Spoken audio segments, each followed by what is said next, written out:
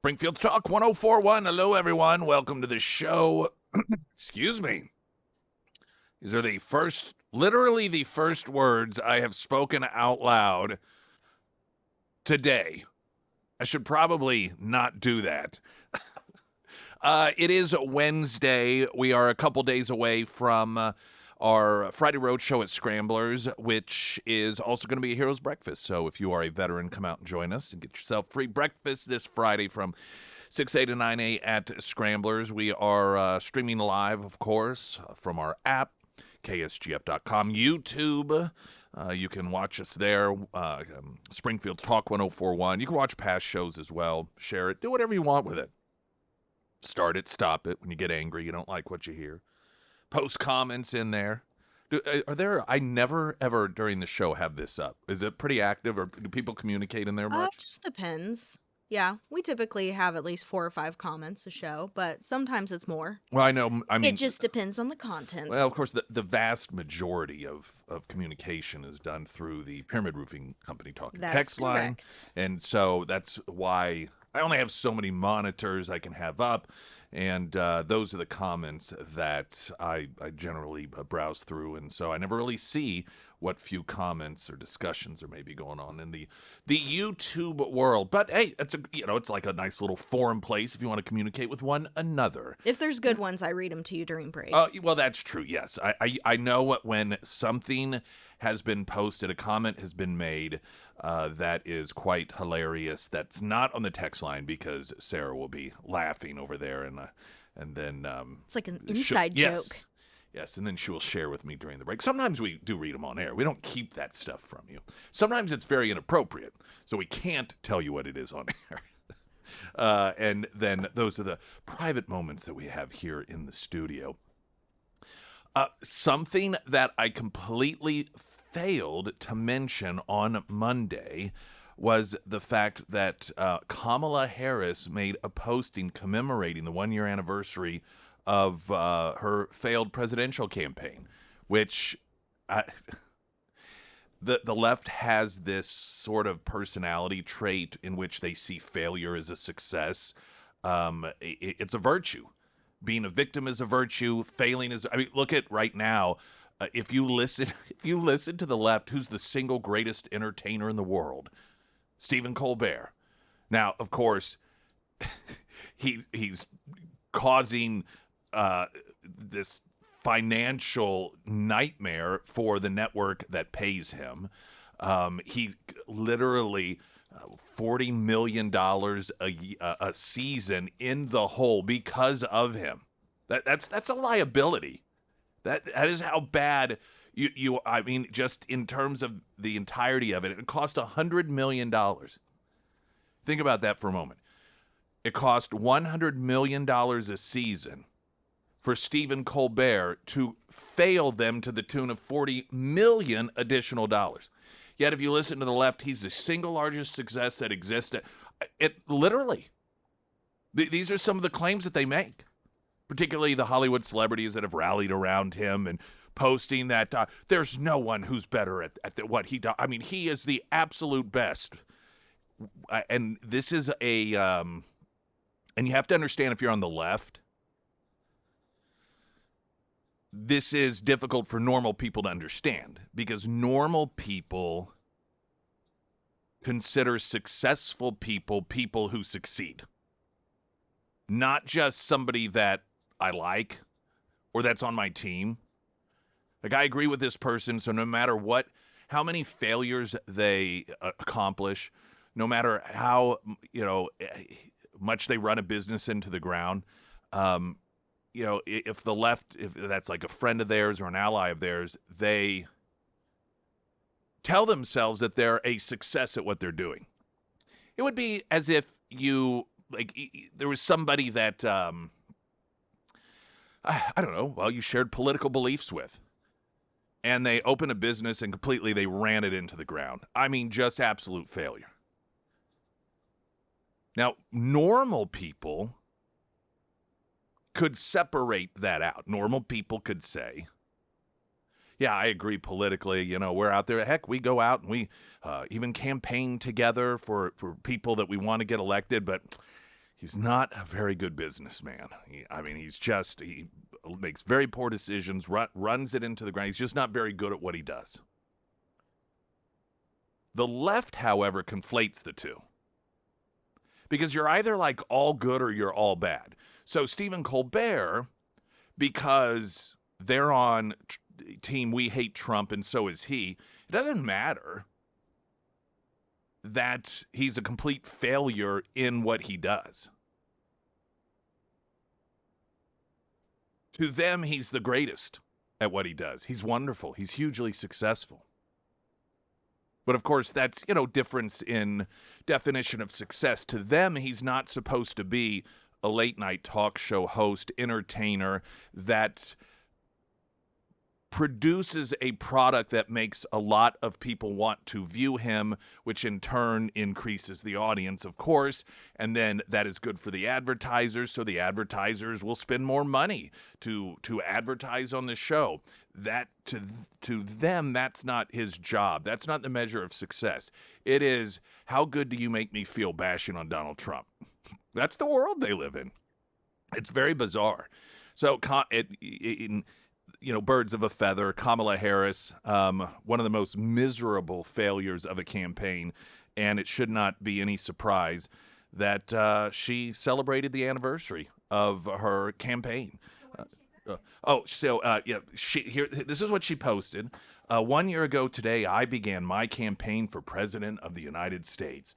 Over the 107 days of the race, I had the honor to travel our nation, meet the American people who are fighting for a better future. Today, millions continue to stand for our values, ideals, democracy. Their courage and resolve inspire me. When attending a protest, calling your rep, or building community, I want to say thank you. We're in this together, which is a favorite phrase of the left. Because if you're not in it with them, then, of course, you are against them. And now, the bulk of it, if you want to be generous, you can look at this posting and say, well, she was actually using the launch of her campaign as a springboard to talk about things more inspiring.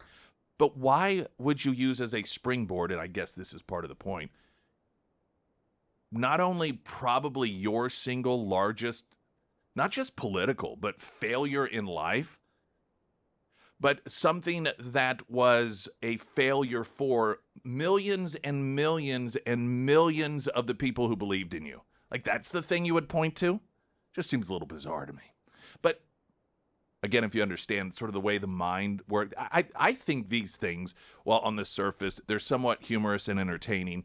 But if you stop and really look at them, it gives you insight and a little bit of an understanding as to why it is people on the left live in this world that is not merit-based, it is not success-based, it is not based on facts, but instead, I'm over here on this team, and everything is through that lens, everything about it is good, everything that is done, even if it's a failure, it's a success, and it sort of helps you not necessarily understand why their brain works that way, but it just gives you an understanding of how it is they're so detached from reality. And I failed to mention and that she had commemorated that anniversary on Monday. She was also mocked wildly online, as one could imagine. Two massive historic trade deals announced by President Trump, which are, again, great for America, great for American workers. So, of course, it's going to be largely or totally ignored by the media. And it's because of tariffs. The tariffs that we are told or have been told were going to destroy us and the world and perhaps even the universe. And then also all the latest developments. I mean, with the detailed revelations of Obama's part in the attempt to create a coup and overthrow the Trump presidency. And Tulsi Gabbard is evidently going to, I believe, release some more documents today. Mike Johnson has weighed in on this about the potential to have to subpoena Obama.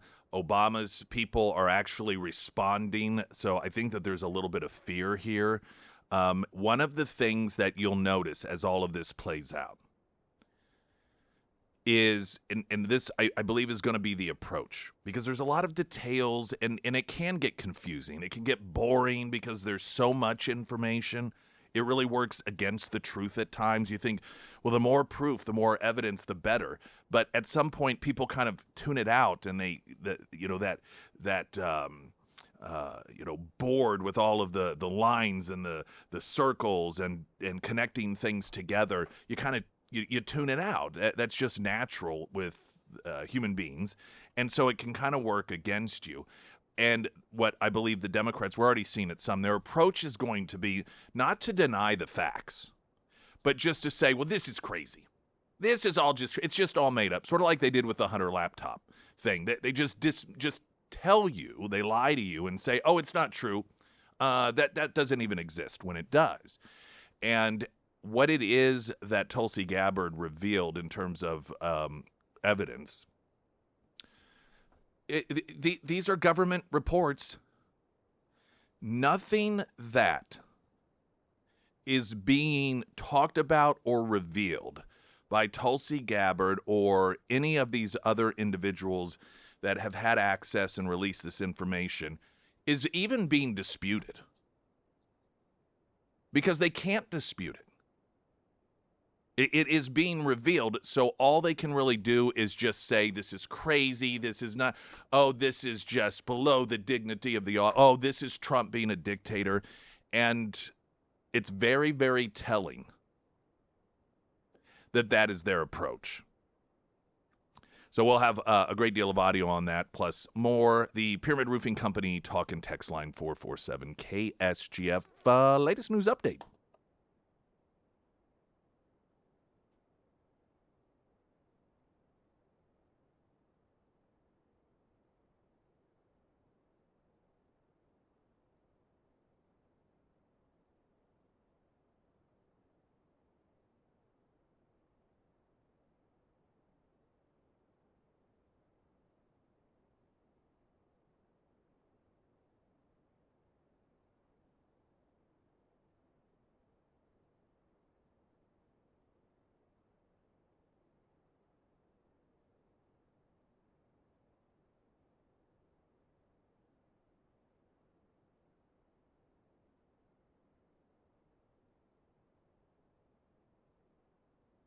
And the first alert forecast from Ozarks First meteorologist Tom Schmidt, sponsored by St. Clair the Ozarks Home Improvements.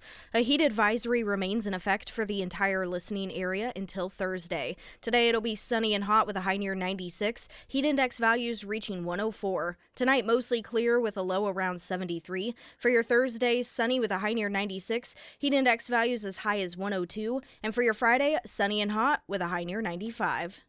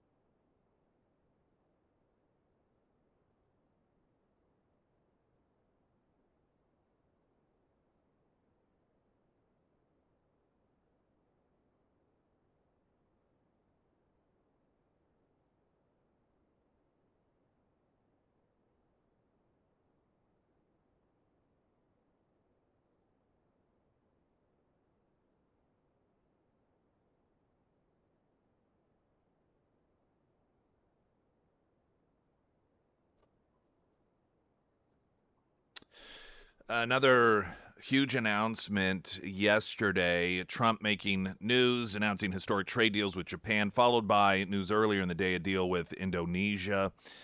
Speaking to congressional Republicans at an event in the East Room at the White House, he announced that he had signed the largest trade deal in history. Here is some of that audio. It's a couple different clips of audio in which he's talking about specifically the deal with Japan. But I just signed the largest trade deal in history. I think maybe the largest deal in history with Japan. And that was done with Japan. They had their top people here, and we worked on it long and hard, and it's a great deal for everybody. I always say it has to be great for everybody. It's a great deal. A lot different from the deals in the past, I can tell you that. But we're doing really well as a country. We're strong. We have a lot of money flowing in. The tariffs are kicked in better than anybody other than me and a few of the people in the room thought could happen, Howard and Scott. And I just want to thank you. You've been unbelievable allies, because you're really allies. That's what you've been, and we appreciate it. Some were very difficult, but you got there. And I said to the Japanese trade representatives, and these were the top people, we concluded the one deal, Doug, and now we're going to conclude another one because they're forming a joint venture with us in Alaska, as you know, for the LNG. So I said, we'll all do that together with Chris. Is Chris here? I don't know. Chris, right? If you could set that up, Doug, it would be great. But they're all set to make that deal now, so I think it's good. This was really the one they had to make, and we're going to make a deal with Japan on the LNG in Alaska, right? Okay, thank you very much. Right, so ultimately, $550 billion into the U.S., which will receive 90% of the profits. The deal is slated to create hundreds of thousands of jobs, and again, that is specifically with Japan. It was also noted that Japan will open their country to trade, including cars and trucks, rice, and certain other ag products. Japan will pay reciprocal tariffs to the U.S. of 15%. And so this is going to be fantastic for a number of producers of different products, items here in the United States. So yet it's another win. And you look at what Trump is actively doing and successfully getting done while all this other noise is happening. And some of the noise is necessary. He's like... I think often he's just almost under the surface. Well, all of this noise is going on. Some of it is manufactured noise. Some of it is noise that, is very important. But that stuff is going on while he's actually doing things in the background that are meaningful. It's almost an illusion, intentional or otherwise, and particularly for the left, while... in their minds, you think about how insignificant Stephen Colbert is to Donald Trump. This is something that the left does. In their minds, Donald Trump is spending his time doing things like orchestrating the firing of Stephen Colbert. That's the level of their delusion. But in the meantime, this is a guy that is working 20 hours a day, and he's on the phone with world leaders. He's working on, he's crafting peace deals. How many of these people in the United States of America that believe Donald Trump is part of a conspiracy or created a conspiracy to get rid of Stephen Colbert that even know the Congo and Rwanda were in the White House just a few weeks ago, signing a peace deal that was crafted by President Donald Trump, ending 30 years of war? What percentage? Single digits, I would imagine. Probably have no idea. What percentage of them do you think know about any of these trade deals that occur? What percentage of them do you think know that, because of Trump at the admission of NATO, they have, for the very first time, kicked in their fair share of contribution, financially speaking, to NATO, making it stronger? What percentage of them do you think know that? What percentage of them do you think know that just a couple of months ago, because of Trump picking up the phone, ending military action and escalation between two nuclear powers, India and Pakistan, to the point that the Prime Minister of Pakistan called for Trump to get a Nobel Peace Prize?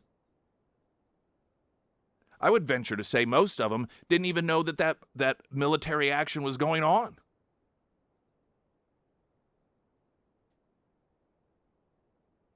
The willful ignorance that people on the left live in, to where you could see all of these things that Trump, I mean, in a month, arguably gets more meaningful things done for the United States of America than some presidents do in an entire 4-year term. Yet in their mind, he's sitting around worrying about Stephen Colbert. You know, and this is where, if the left would just think for a moment, they could realize that their own stereotypical version of Trump defeats what they believe is going on. If Donald Trump was really wanting to stick it, because, like, right, CBS, clearly Trump has a problem with CBS. It's not Stephen Colbert, not that he doesn't dislike Stephen Colbert, but CBS is like the head of the snake, right? Trump's a business guy. If Trump were participating in some sort of action in order to try and do harm to his critics, it would benefit him to make sure Stephen Colbert stayed on the air as long as possible, because he was causing them to hemorrhage money, tens of millions of dollars. Stephen Colbert is one of the biggest poisons. He was a cancer within CBS. I mean, he still is until I think it's May of next year. He's not gone immediately. He's there for several more months. If Trump's goal was really to destroy his critics, he would want Stephen Colbert to stay there, because Stephen Colbert is doing more damage to CBS than Donald Trump ever could. The settlement that was just announced, to prove the point, to put numbers to it, the CBS settlement, because of the editing of the tape to try to help Kamala Harris look better, $16 million. That's less than half. Less than half of what Stephen Colbert was costing them, putting them in the hole every season. Financially, Stephen Colbert is far more damaging to CBS than Donald Trump's lawsuit was. So in the conspiracy minds of people on the left who think Donald Trump is out there trying to destroy his critics, trying to destroy these news outlets that don't like him, he would not be trying to get rid of the people who are internally sinking them. Springfield's Talk 104.1, I'm Nick Reed.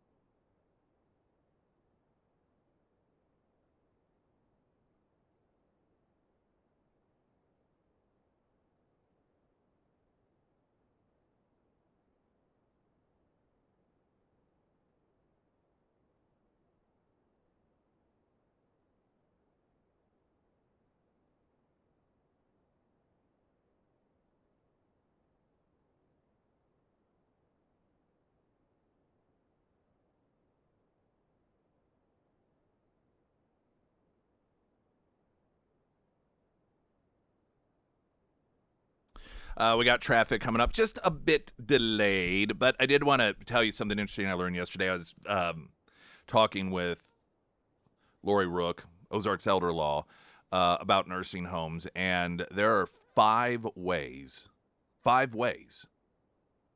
that that you can pay for nursing home.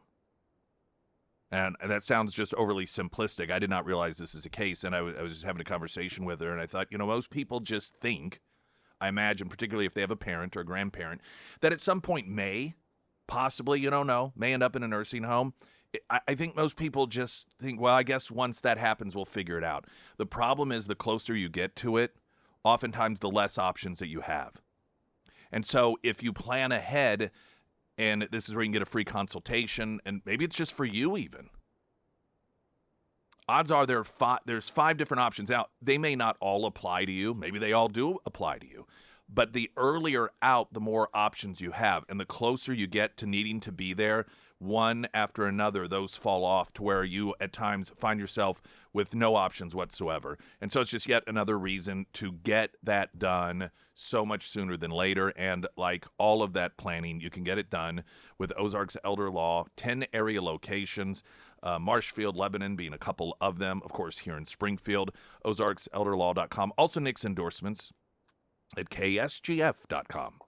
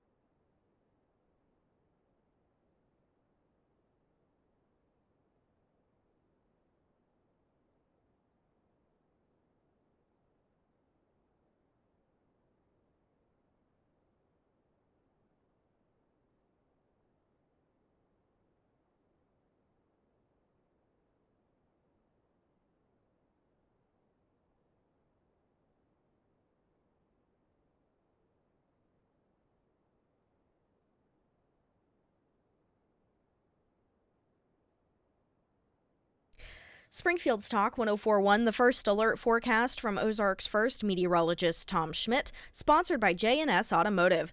A heat advisory remains in effect for the entire listening area until Thursday. Today it'll be a hot one with a high near 96, heat index values as high as 104. Tonight mostly clear with a low around 73. For your Thursday, sunny and hot with a high near 96, heat index values reaching 102. And on Friday, sunny and hot with a high near 95. There is a story that's typical of CNN, and it is about how things are going horribly bad in Afghanistan. People are dying. Women aren't able to learn, all of these things. And you want to know why? You want to know whose fault this is? It's Donald Trump's fault. Oh, of course. It's Donald Trump's fault. Duh. Because of Doge cuts and a lot of the evaluation of wasteful or counterproductive spending. So CNN reported the recent termination of over $1.7 billion worth of American aid contracts supporting dozens of programs in Afghanistan, of which around $500 million had yet to be dispersed, is having a devastating impact on Afghan people. America's cuts were quickly followed by cuts to overseas aid budgets by other countries such as the UK, France, and Germany. Afghanistan had received close to $8 billion in humanitarian funding over the past 4 years, according to the UN. Since the Taliban takeover in 2021, the U.S. says it has contributed nearly half of that, mostly through the U.S. Agency for International Development, aka USAID, donations which many considered a moral duty following 2 decades of American war.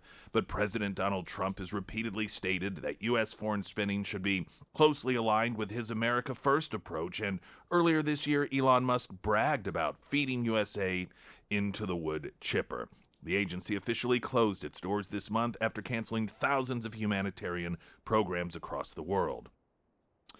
Now, of course, what they don't mention is that doesn't mean all of that money and all of that aid goes away. It has been taken under the wings of the State Department, believing that it's probably going to have a little better oversight coming, being directed from the State Department as opposed to some organization that most Americans had never heard of, and no one could tell you where the money was ever going until the Trump administration began revealing it, some of which went to terrorism. And by the way, who do you think ends up controlling the money in Afghanistan? The Taliban. That is a terrorist organization. Those are terrorists. The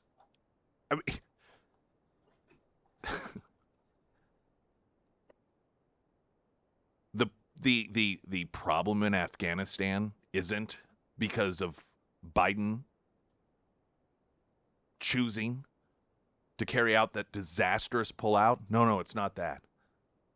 No. Has nothing to do with that. The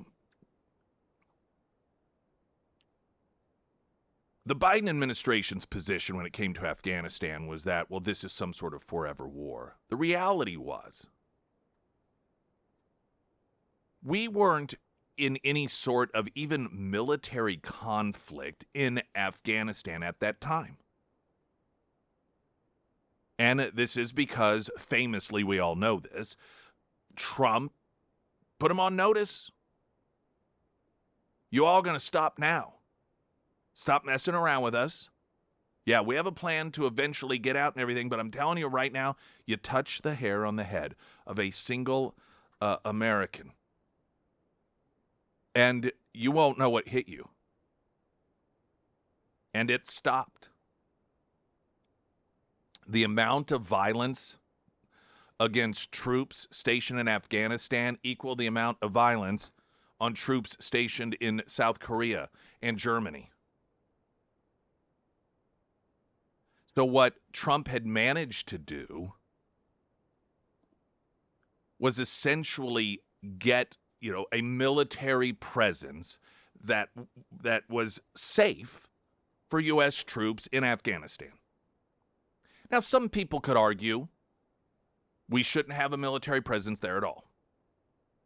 Some people don't believe we should have any European or any presence in Europe, that we shouldn't be in Germany, that we shouldn't be in South Korea, that we should not be in any of these places. And that's a fine argument. But the fact of the matter is, against advice, despite what Joe Biden claimed, he was told that this was going to be a complete and utter disaster. He decided to do it anyway. So he took an area of the country in which danger had subsided and turned it into this massive catastrophe that had a ripple effect well beyond just what was occurring in Afghanistan. It was really the beginning of signaling to the rest of the world, the Putins, for example, and Iran. Okay, clearly we're in control now. The bad guys get to call the shots, because what Biden did after 20 years of war was give a terrorist organization a country along with all of those military assets, the billions and billions of dollars, ordering it be left behind for them, knowing full well that they were going to begin their terror rampage once again, which of course included not allowing women to even be educated. But they promised, we'll keep a watchful eye. We're going to make sure they're held accountable. And their version of holding them accountable, while they were running around capturing, murdering, and torturing people that they believed were not in line with their, Taliban authority, it was through U.S. aid to continue to give the Taliban millions and millions of dollars, because they promised they would use it for humanitarian purposes.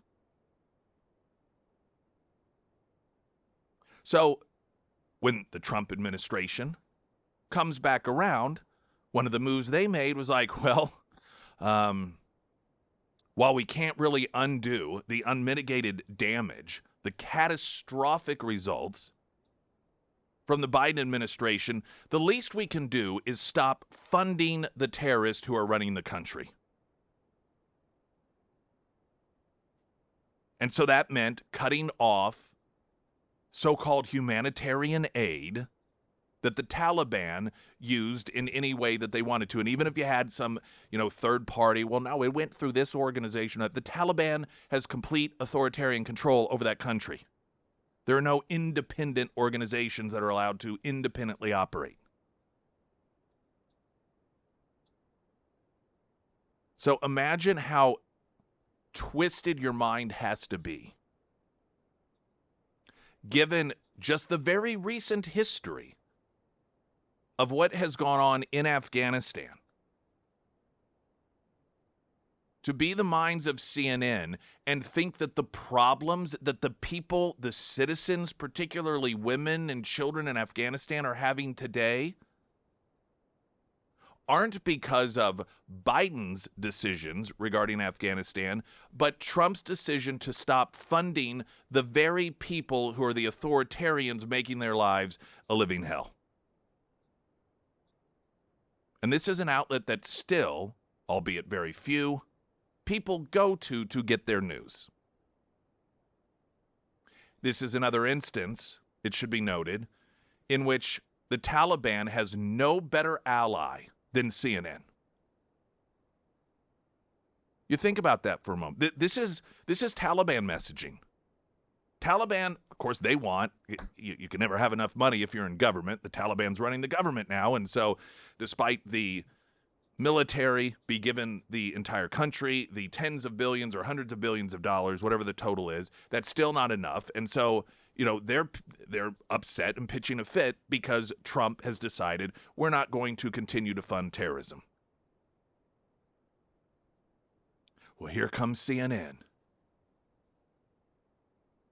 The perfect propagandist for the Taliban to make this argument for them.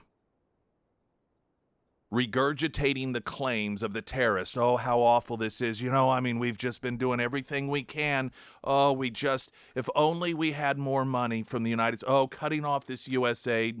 We were using this for all sorts of humanitarian purposes. No one is that stupid. But what it is instead are people that hate Donald Trump more than they care about humanitarian purposes in Afghanistan. They hate Donald Trump more than they hate terrorism and the Taliban.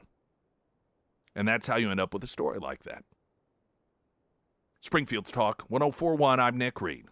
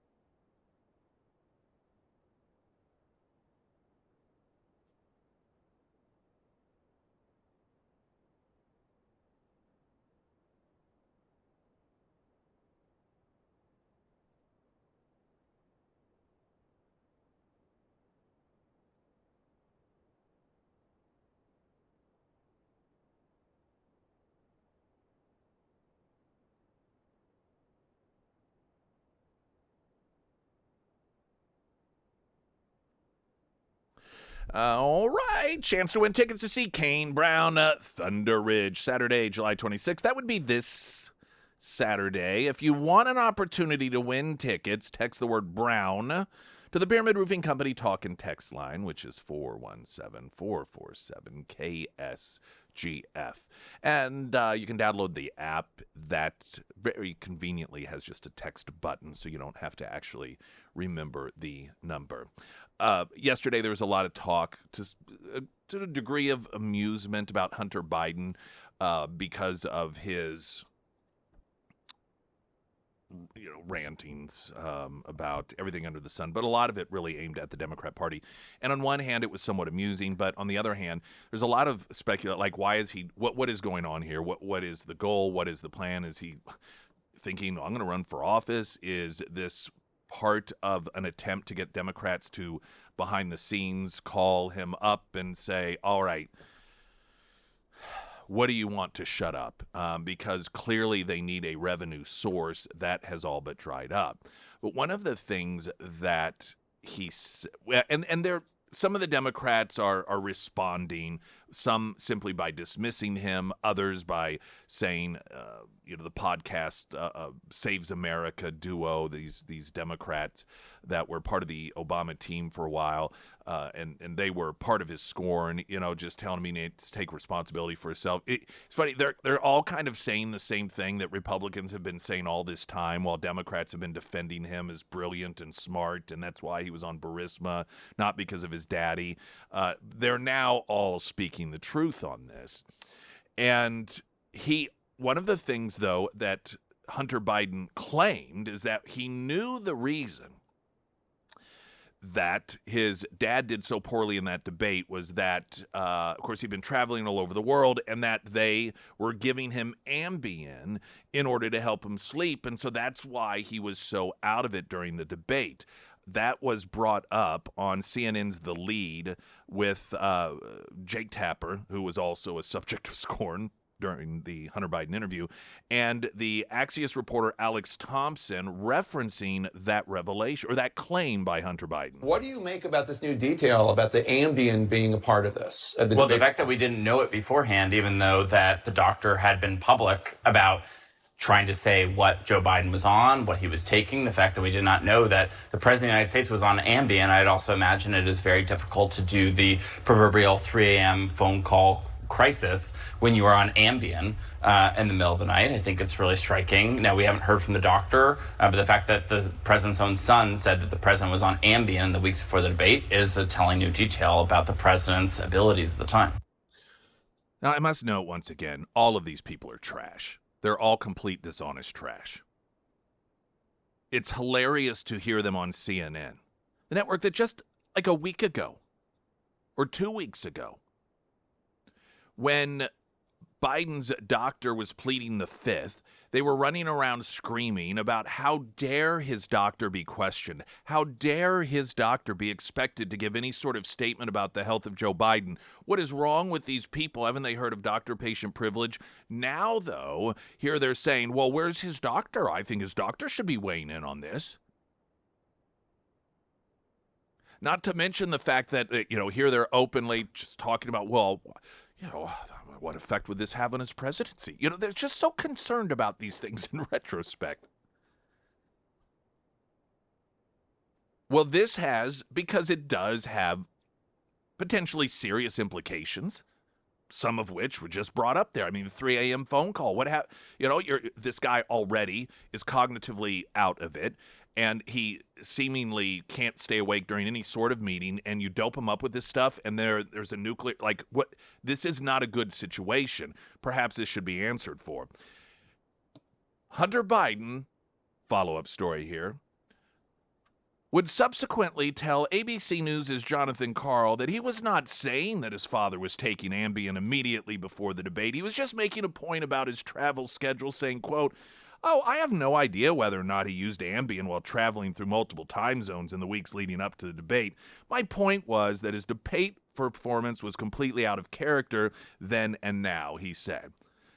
And this is typical Hunter Biden, and this is also typical Democrat operation. You make a claim without any evidence. Then when the claim is noted, if it is true, has serious implications in which someone needs to answer for, it's not even walking it back. They just flat out say, oh, well, no, that's not what I was saying. This happens all the time. Remember that the governor of New Jersey during the beginning of deportations, and he said during that town hall meeting that he, let him come try to take the illegal I've got staying in my house. And so whenever the phone rang, he's like, well, no, I didn't really mean it. I didn't actually have an illegal staying at my house. These people, trash.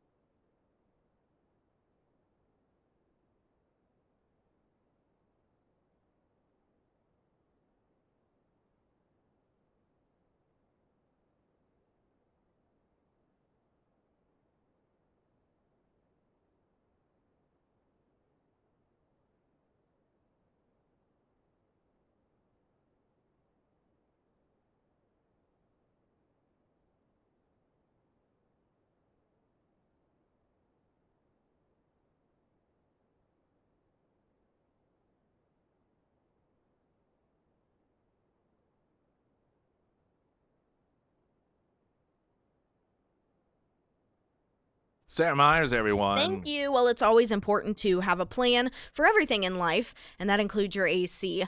When it is 95 plus degrees outside, you don't want to be stuck with an AC that is not working the way that it should, or even worse, no AC at all. Now, if this sounds like you, don't sweat it, because I have an answer for you, and that answer is Foreman Mechanical Heating and Air. Now, the Foreman team, they offer residential and commercial HVAC services. They also have a 24/7 emergency line because they understand repairs can pop up after normal business hours. Now, I've used Foreman throughout the years, from everything from service repairs to a brand new unit several months ago, and I couldn't be happier with the work that they've done out at my home. So if it is time to have the Foreman team out to your home, reach out to Russell and schedule an appointment today. Now, you can find all of the contact information for Foreman Mechanical Heating and Air under the Sarah's Endorsements tab at ksgf.com. Couple days away from our Friday Road show at Scramblers, and it is a Heroes Breakfast as well. So this means if you are a veteran, you get free breakfast while we are out there. This is an opportunity for you to come out and not only get free breakfast, but hang out with each other. And so it's just something we like to do with a number of our different partners once a month or so. The Warriors Journey is one of the organizations that is heavily involved in it, and we will have at least one of the reps from that organization on site. It's one of my favorites just because of what it does and how it's very meaningful and measured, the results of it. And, of course, we will make sure as the program unfolds to keep you updated on all the offerings for veterans, including that free breakfast at Scramblers 6 to 9 Friday.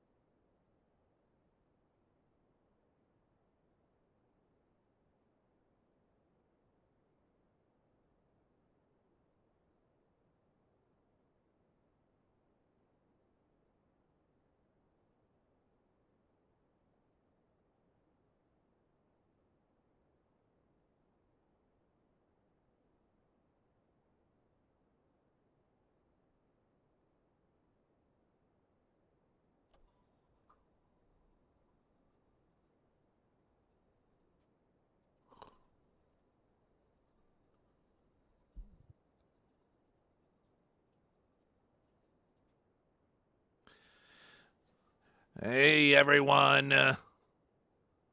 Welcome to the show. My name is Nick Reed, Pinnaker Honda, south of Walnut Lawn. 0% interest rates on select new vehicles. 0% interest rates on select new vehicles. 0% financing the new electric Honda Prologue. Now, that is good through the 31st.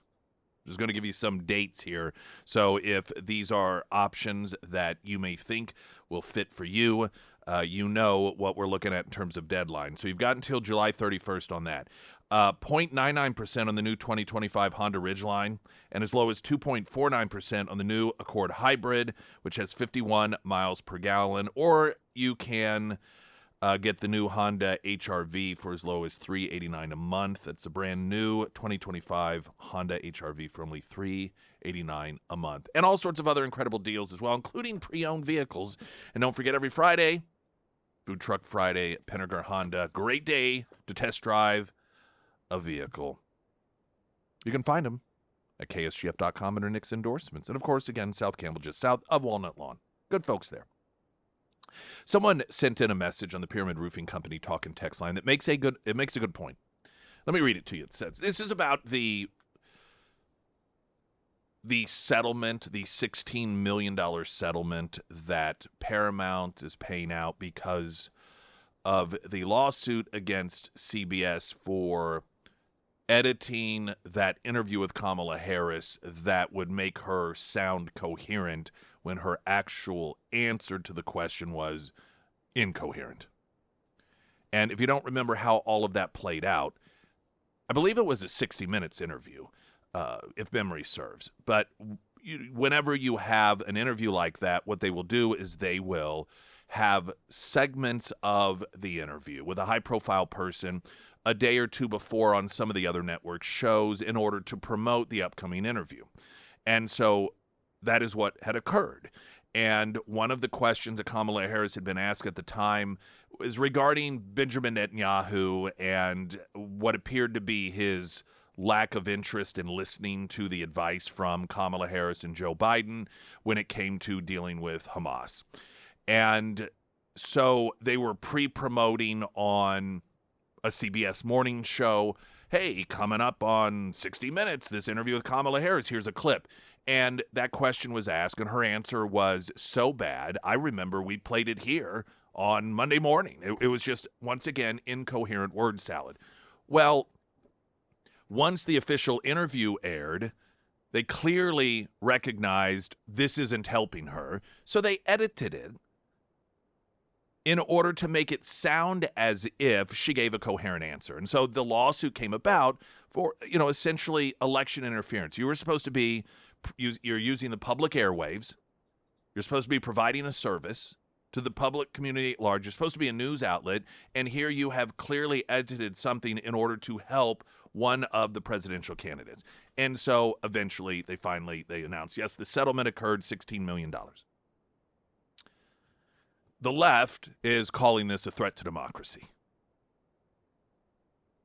That this is the power of a dictator forcing somebody in the information industry to pay money because of something they reported. So here is the text message. CBS only settled with Trump for a measly $16 million in a lawsuit that I'm not sure exactly what it was for. Alex Jones was penalized $1 billion for his misinformation on Sandy Hook. Clearly, the damage done by CBS, NBC, ABC, and other legacy media, such cable and social media and search, did much more damage than Jones ever did. And that is true. This, of course, the story here is, again, the left, when they cry about, the threat to democracy, when they feign concern about freedom of speech, they are lying. They want the opposite.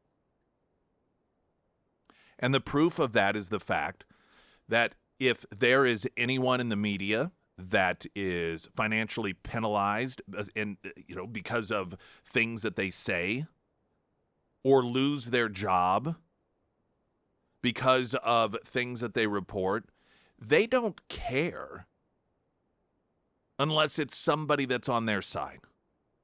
Where were these people to rally for Tucker Carlson when he was booted from Fox News? Or the lawsuit during the Biden years against Tucker Carlson? Where was the left? Of course they weren't there, because it's not the subject matter. Their morality is not based in the things that they portray as subject matter of concern. It's just all about power. So when they run around talking about freedom of speech and dictatorship and freedom of press and, oh my gosh, I'm so concerned. No, they're not concerned about that. They have no interest in that. In fact, it's quite the contrary. They only want their version of things to be allowed, which is why they celebrate and applaud if the opposition is censored. I mean, how many times did we hear people on the left during the Biden years celebrate and support censorship of even people like you and me online in particular when it came to talking about COVID or the Hunter Biden laptop? Or, I mean, we could, of course, go on and on. But that's a really good comparison to make. The Alex Jones, and he's an opinion guy. He wasn't even a guy that was, presenting himself as an official news outlet that's reporting news and only in the news, and $1 billion he was forced to pay. But see, that's different, of course. Traffic coming up in a moment. Also, what to expect weather-wise. Right now, the latest news update.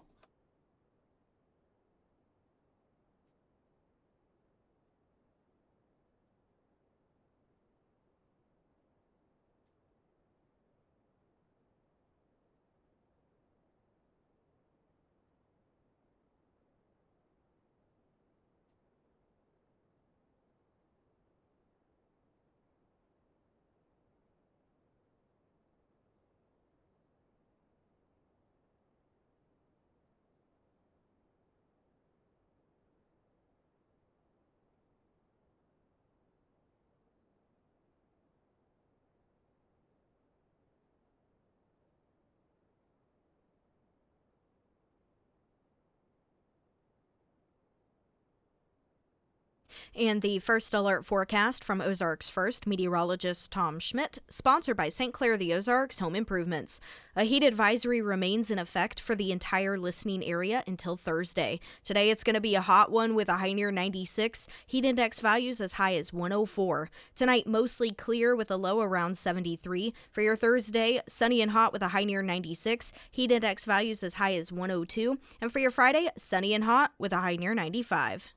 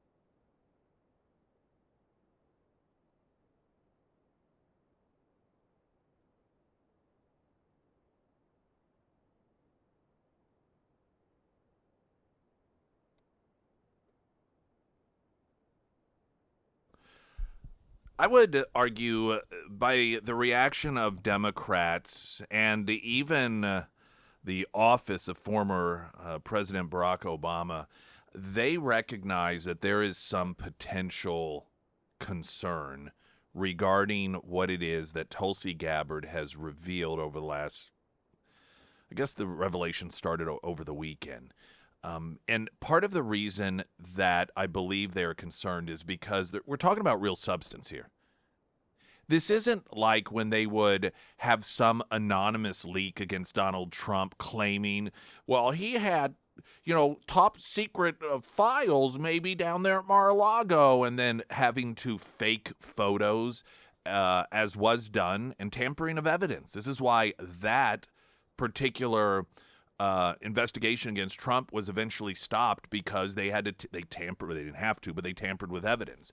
And and all of you got against Trump these vague assertions, these anonymous claims. That's not what this is. And in fact, the evidence that is being presented is from the Obama years. This is what's so damning. This isn't some the problem that the Democrats and Obama in particular, when it comes to this orchestrated effort to frame Trump for colluding with Russians, isn't an investigation that was done by Tulsi Gabbard and Republican investigators. What she has revealed is the information that was provided during the Obama years. And so while so often, especially Obama, I mean, he doesn't address this stuff. His office put out the following statement. We assess that let's see. Wait, this is the report. Let's see. Let me. Here. Okay, here's a response from his office. Quote, out of respect for the office of the presidency, our office does not normally dignify the constant nonsense and misinformation flowing out of this White House with a response, but these claims are outrageous enough to merit one. These bizarre allegations are ridiculous and a weak attempt at distraction.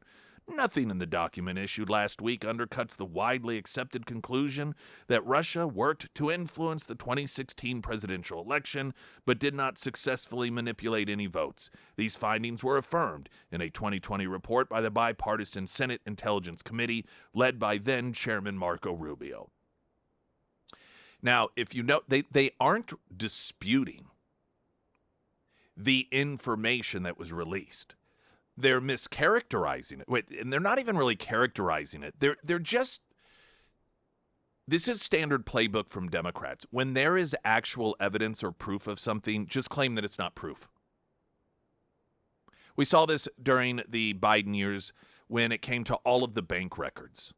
Bank records, which, interestingly enough, came from the Obama Treasury Department, when they were flagging things left and right because of, improper payments from foreign sources to the Bidens and so forth. And it was proof, right? And so what the Democrats, they wouldn't deny it. They would just say, well, that doesn't prove anything. How often do we hear that? Well, that's not proof. So it didn't matter what proof or evidence there was. That was just their response. And that really is the theme of the response coming out of Obama's office regarding these allegations, and the fact that he orchestrated, or at least was instrumental in orchestrating, this attempt to overthrow the presidency of Trump. And that is by saying that, none of this information contradicts our assertions. There's nothing to, that's not proof of anything. Now, Trump, I'm going to play audio of Trump. I'm going to play audio of Tulsi Gabbard. I'm also going to play throwback audio of Barack Obama, which comes into play in all of this. And, well, first, let's start with Trump and his remarks regarding Obama's play in this and the evidence that exists indicating that or proving it. The witch hunt that you should be talking about is they caught President Obama absolutely cold, Tulsi Gabbard. What they did to this country in 2016, starting in 2016, but going up to 2020 of the election, They tried to rig the election, and they got caught. And there should be very severe consequences for that. You know, when we caught Hillary Clinton, I said, you know what? Let's not go too far here. It's the ex-wife of a president, and I thought it was sort of terrible. And I let her off the hook, and I'm very happy I did. But it's time to start after what they did to me, and whether it's right or wrong, it's time to go after people. Obama's been caught directly. So people say, oh, you know, a group. It's not a group. It's Obama. His orders are on the paper.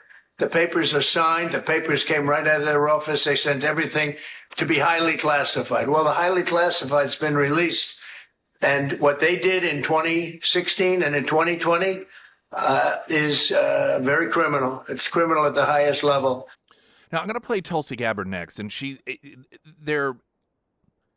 I believe she is approaching this in a very smart manner, and that is trying to make it as digestible as possible with as much evidence and information as there is. And that's sort of a breakdown of timeline. And the basic overall timeline here is prior to Trump winning the election, there was a narrative. Because you may recall, maybe you don't, remember the debate stage or whatever, and the constant questioning Trump, will you accept the outcome of the election no matter what it is? Do you remember that? That was his huge theme. And it was because Trump's like, well, I mean, it depends. If there's any corruption, if there's any interference from any foreign entity. And to the point that Obama himself during the Clinton-Trump campaign addressed how ridiculous it is. There's no way some foreign country like Russia could ever interfere in our elections. So at the same time, the intelligence community did, under Obama, a 6-month investigation to see whether there's anything to it, and arguably it was done in order to try and push back against Trump when he lost and any claims he made about a rigged election. And so this report was done, and it was given, they had the meeting and everything, and it shows that there's no way that they could interfere, that, in terms of an actual election, even if they tried to, we don't even see that they have any intention to actually do so in a meaningful way. And so that was the report. Then what occurred is Trump won. And what Tulsi Gabbard released was the information showing that Obama then said, hold that report. Everyone, let's get together. We're going to do a new one. Go back and do a new one. And in this new one, we need to make sure that we understand how Russia was trying to interfere in the election. That information is not in dispute, which is part of the reason they're just claiming that, this just isn't. They're not saying that report isn't true. They're not saying that wasn't done. Here's, I want to play Tulsi Gabbard. And she was breaking this down yesterday, further detailing some of the information as there has been pushback, of course, from Democrats claiming that, this is all a bunch of nothing. It's the art of deflection coming from former President Obama as well as his friends who are still in Congress today, and Senator Warner and Congressman Jim Himes, really all basically saying that exact same statement, which doesn't actually address the issue that was revealed in great detail in the over 100 documents that we released last week, and the documents that we will be releasing later this week that point to the undeniable fact that you laid out in your introduction to this segment, is that the intelligence community had one assessment, that Russia did not have the intent or capability to try to impact the outcome of the U.S. election leading up to Election Day.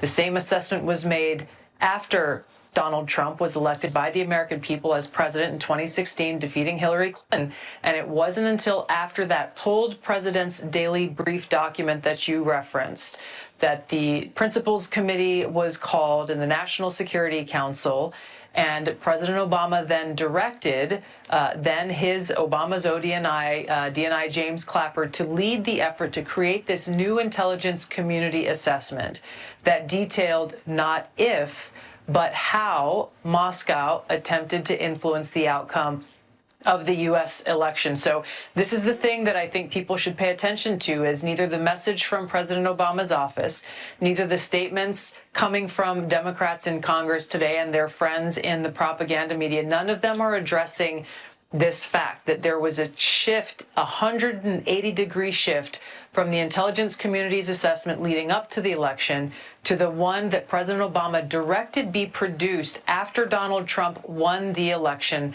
that completely contradicted those assessments that had come previously. The second thing I want to address that's very... I want to stop there because she does get into some other important stuff, but it's a different level to some degree. The point she's making here is, you notice that they're not disputing the facts.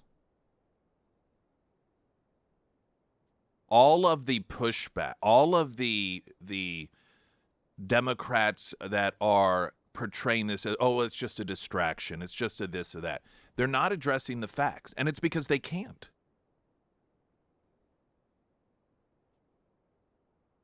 They are incapable of doing so because, I mean, I suppose they could. They have done that sort of thing before by just claiming, oh, that's I guess they could claim these documents are fake, but I suspect it's way too difficult. Plus, there are too many whistleblowers. This is part of the problem they're dealing with now, is that there's so many people in the intelligence community that knew about this because the intelligence community was the one that issued the initial report at the direction of the Obama administration, saying that there was no way that Russia, even if they wanted to, could have any sort of influence on our election. And then Obama called them all together after Trump got elected and then sent them all back out. And in fact, there are stories back from 2017 and 2018. One, Molly Hemingway had written up in the Federalist regarding the fact that the director of the CIA, John Brennan, when he went back and he's like, okay, we have to redo this and let's put the Russian collusion stuff that Hillary Clinton paid for in it. And he received a lot of pushback from people in the intelligence community saying, no, we've already done this. You can't just add something from the Hillary Clinton campaign and then all of a sudden claim that, oh, never mind, there was Russian collusion, and he just overwrote them all. And that's according to the intelligence analyst within the CIA. A couple other bits of audio, including Mike Johnson, and the potential of hauling Obama before Congress, although I suspect he just would refuse to show up. He would defy a subpoena because while Republicans go to prison for defying subpoenas, Democrats get celebrated for it, and that is a precedent that's been set by Democrats and Republicans both, unfortunately. And so I suspect Obama just would refuse to even show up. But nonetheless, Johnson's comments on that, Jim Jordan, and then comments from Obama in the past as well. I'm Nick Reed.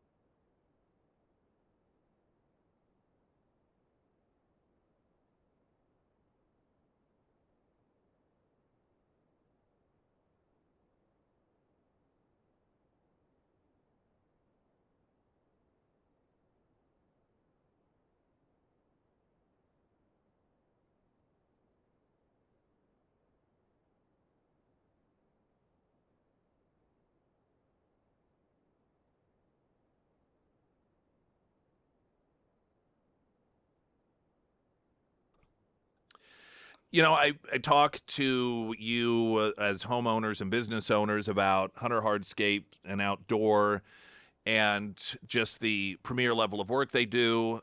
It's definitely a higher level without any doubt. If you're just looking for, sort of standard, almost DIY it, but a little bit above, probably not for you. But if you are wanting to have it done to where it outlasts the life of your home, even potentially, or your business, then these are the folks to go with. But what I probably don't mention quite so often is if you're building a new home or you are building new offices, don't ignore the outdoor space, that plot of land. You pay a lot for it, and why waste it by not having some of that be an outdoor living space that is a complement to your indoor living space? And so you may be thinking, well, actually, we just bought some land and we're going to break ground come into the year, or our timeline is a year and a half from now. So, we don't really need to worry about it quite yet. I would go ahead and contact them. That is my straight up advice to you, so that they can be part of the planning process way ahead of time. Plus, you need a lot of lead time because they are in high demand. So it isn't just for people who already own homes or businesses, but if you are going to break ground sometime within the next 2 years, I recommend reaching out to Hunter Hardscapes and Outdoor. You can find them at hunterhardscapes.com. Also, Nick's endorsements at ksgf.com.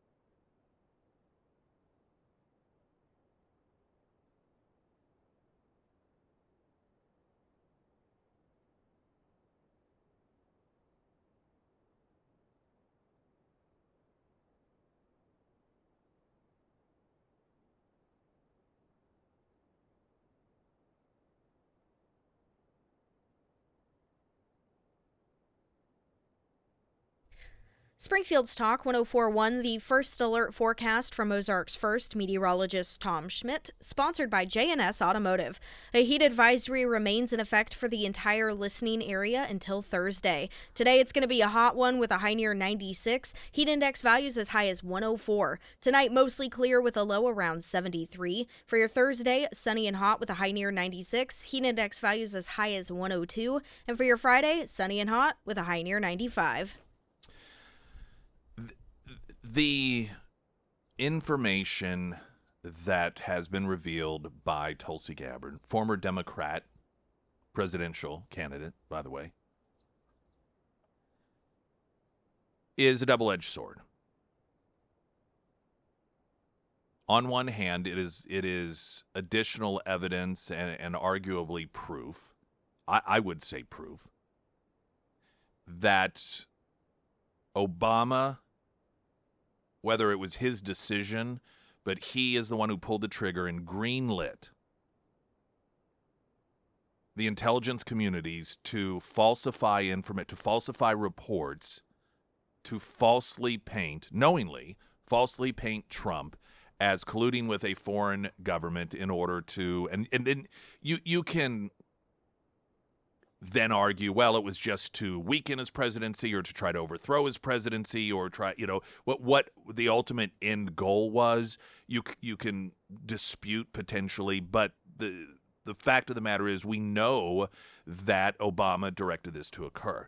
Now, the other edge of that double-edged sword is that sometimes the more information you have, the more people tune out because it becomes confusing. And that oftentimes leaves many people not really knowing whether or not this stuff, is this just accusation, because they don't take, and I get it, we're busy and it's a lot of noise and you're like, oh, it's just another scandal. And so sometimes it causes people to not really know what is going on because it's too much information to digest. I think what is helpful here is to just understand the timeline in like 5 different steps. And the real beginning of it gets forgotten in all of this, and that is back when Donald Trump was running against Hillary Clinton, and he refused to promise that he would accept the outcome of the election as legitimate. He just wouldn't do it. And this was something that was a theme very early on, even before the general election. One of the, famous, I shouldn't say famous, but one of the more noteworthy scenes during the primary when you had 80 Republicans running and Trump was one of them. And it may have been the very first question asked by the moderator in the Republican primary debate, raise your hand if you promise to accept the outcome of the election. And everyone raised their hand except Trump. And Trump's position was, I can't promise to accept the outcome of something without knowing how, is it going to be corrupt? What if there's clear corruption, clear cheating, I'm supposed to go, oh, well, I promised, so I guess I'll and so Trump wouldn't do that. This was such a prevalent theme during the election that Obama addressed it. This is a very important part of all of this. This is Obama. Obama is he's at the White House doing a joint press conference with, I believe, the Prime Minister of Ireland. And he was asked a question about, that crazy Donald Trump, indicating that, you can't necessarily definitely promise to trust the outcome of the elections. I mean, you can't, who knows? There may be some foreign country that attempts to interfere in the election. And so Obama was asked about that at the joint press conference back in 2016. There is no serious person out there who would suggest somehow that you could even rig America's elections, in part because they're so decentralized and the numbers of votes involved. There's no evidence that that has happened in the past or that there are instances in which that will happen this time. And so I'd advise Mr. Trump to stop whining and go try to make his case to get votes. And if he got the most votes, then it would be my expectation of Hillary Clinton to offer a gracious concession speech and pledge to work with him in order to make sure that the American people benefit from an effective government. And it would be my job to welcome Mr. Trump, regardless of what he said about me or my differences with him on my opinions, and escort him over to the Capitol, in which there would be a peaceful transfer of power. That's what Americans do. That's why America's already great. One way of weakening America and making it less great is if you start betraying those basic American traditions that have been bipartisan and have helped to hold together this democracy now for well over 2 centuries. Now, I played out the full answer because the latter part of that, of course, is rich, considering it was subsequent to that and then Trump unexpectedly winning the election, that Democrats did everything that Obama just there declared was the antithesis of America and the strength of America, and that is questioning the outcome of the election. They spent the entire first term convincing or attempting to convince people that they should not have trusted the outcome of the election. That's how depraved these people are. But in the context of the new revelations, what is important here is that there was a narrative out there that, and Trump was instrumental in it, that, hey, you never know. Listen, sometimes people interfere in elections. Sometimes they rig elections. And so Obama's like, that's insane. That is just destructive narrative to democracy. That could never happen, even if a country wanted to do it, because of how decentralized our elections are. It cannot happen.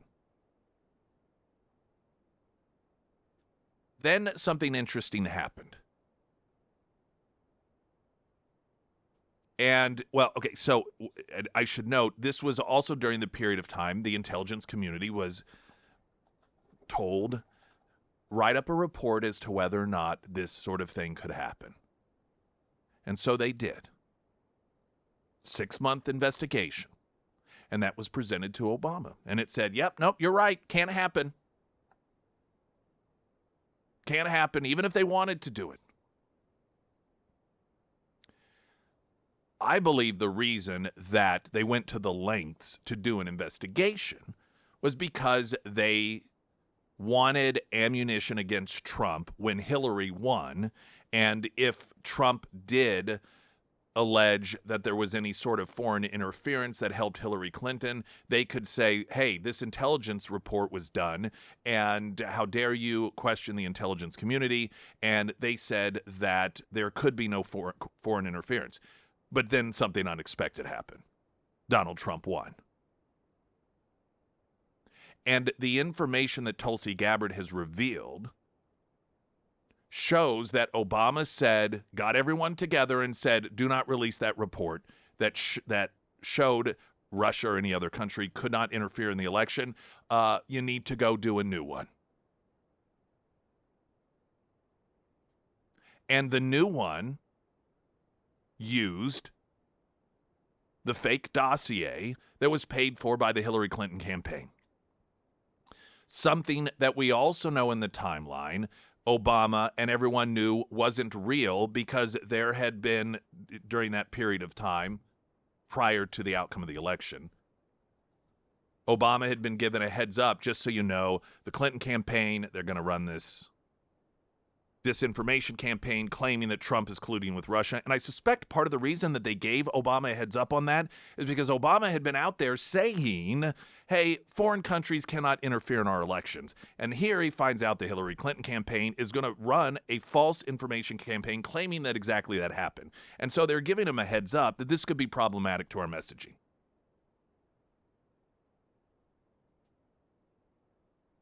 This all of this information and the release of the classified information that's been declassified, showing that Obama was the one that got everyone together and said, we're changing the storyline here.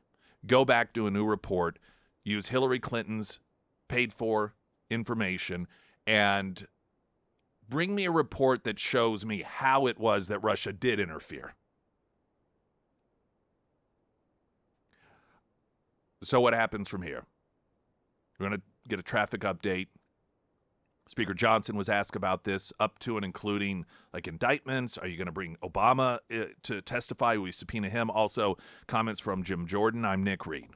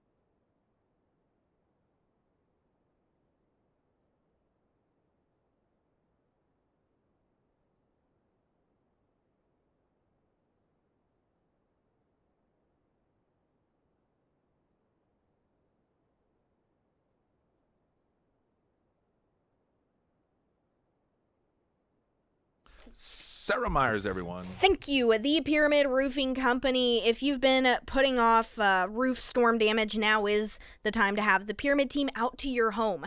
The Pyramid team, they offer free roof inspections. They take tons of photos and videos so you can see exactly what they see, and then they come up with the best solution for you and your home, whether it be a whole new roof or maybe just a simple roof repair.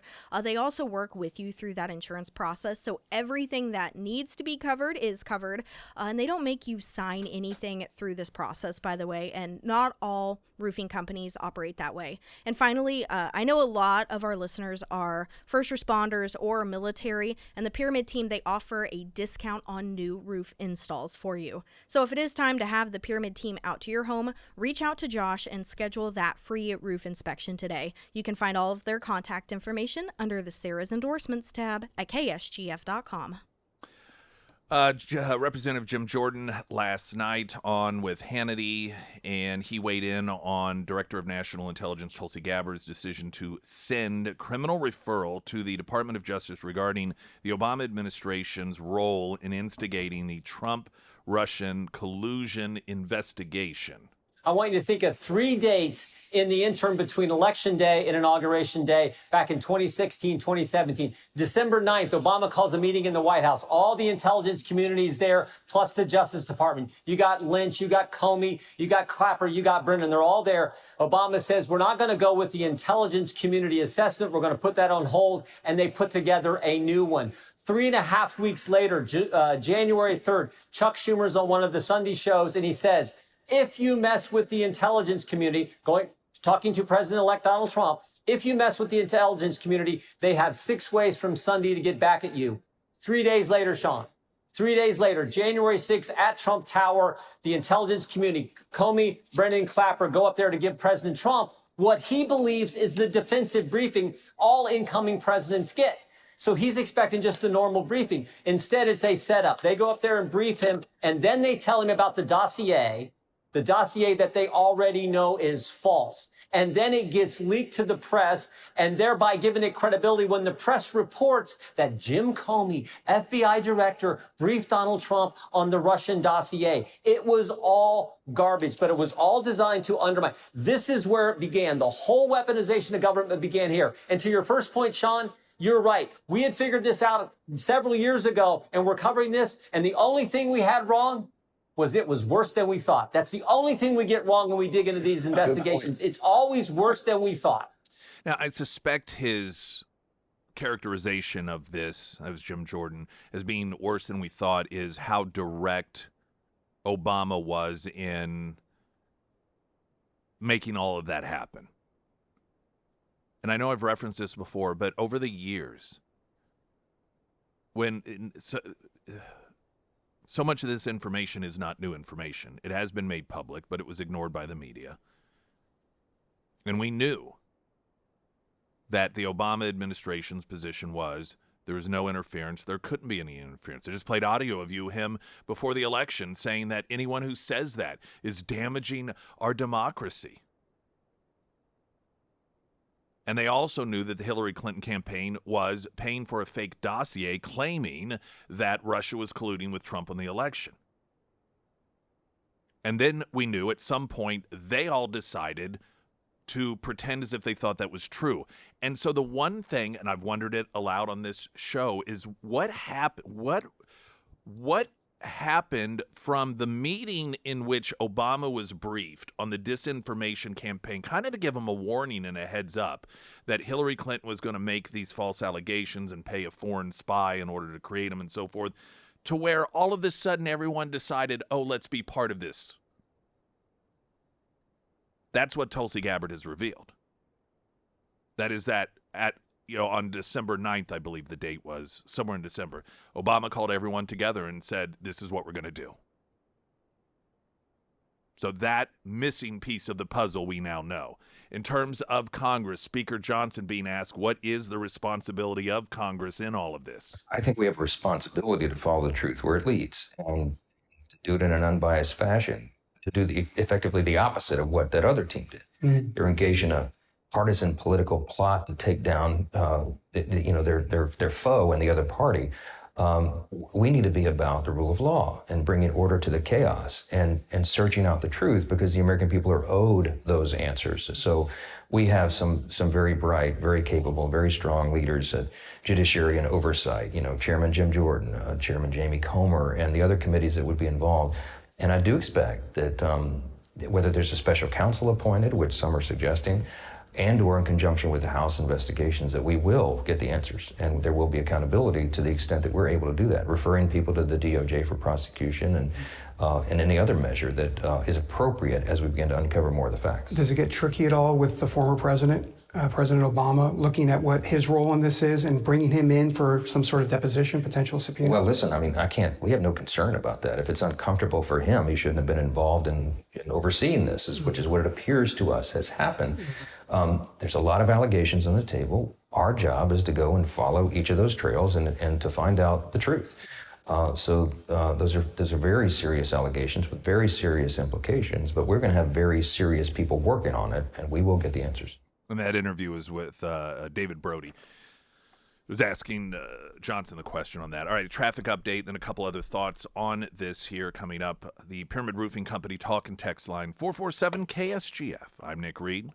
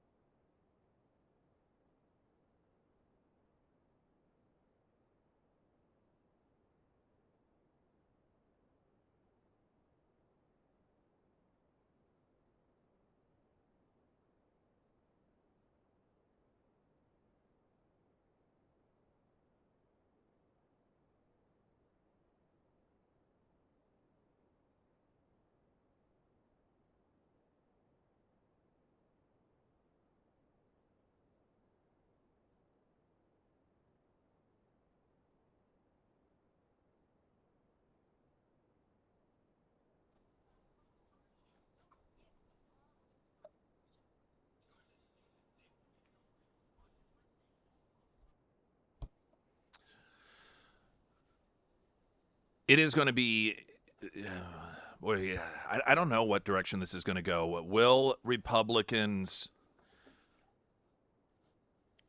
this has been referred, criminal prosecution by Tulsi Gabbard, former Democrat, again, presidential candidate. To be skeptical would be just to say, well, there's definitely evidence there. I think more realistic, it's proof. I mean, it's there. And as Tulsi Gabbard noted, if you notice the pushback, they're not denying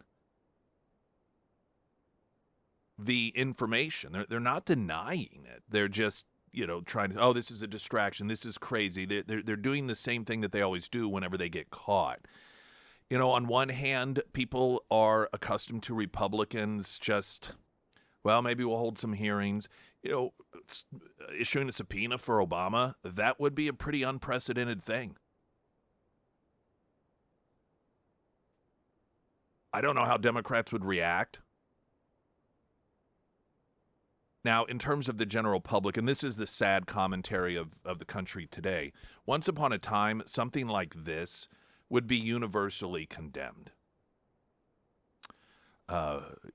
Richard Nixon resigned from office because Republicans went to him and said, yeah, this you got to get, we're not going to support you on this. Of course, the whole sidebar issue with that. But that aside, today, no Democrat,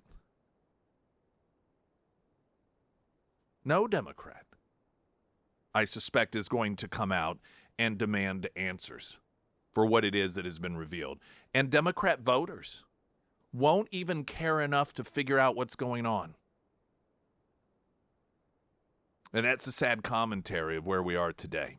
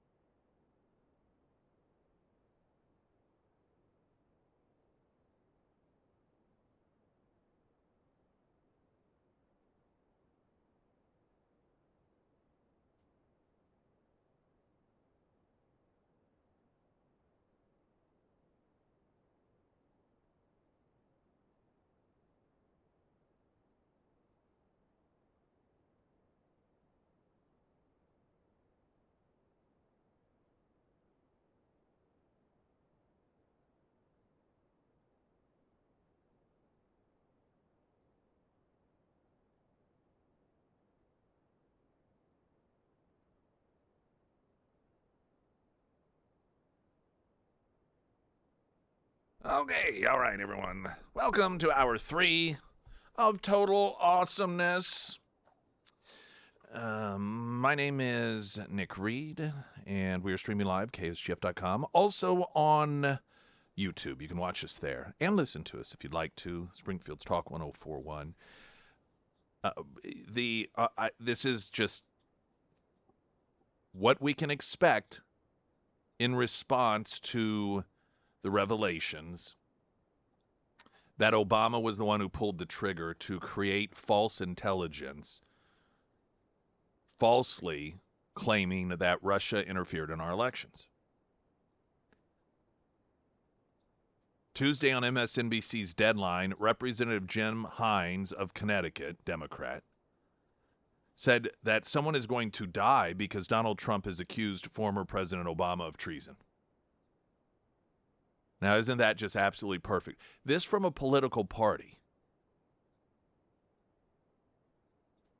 that daily drumbeats the theme, Trump is Hitler, Trump is a dictator, Trump's going to put transgenders in concentration camps, Trump is going to cancel elections. If Trump gets elected, it'll be the last election we have, and they beat it away until there's 2 assassination attempts on him, one of which he actually took a bullet, and they don't even let up. The audacity and the dishonesty and immorality of these pieces of trash that then go out and say Trump's going to get someone killed because he's, saying that Obama may have committed a crime here and committed treason. These people are just so depraved. They're so lacking in any. I mean, if there was this thing as a soulless person, these people would be soulless. The fact that people this immoral and dishonest are able to get elected in this country is not a very good reflection of a significant number of voters in this country.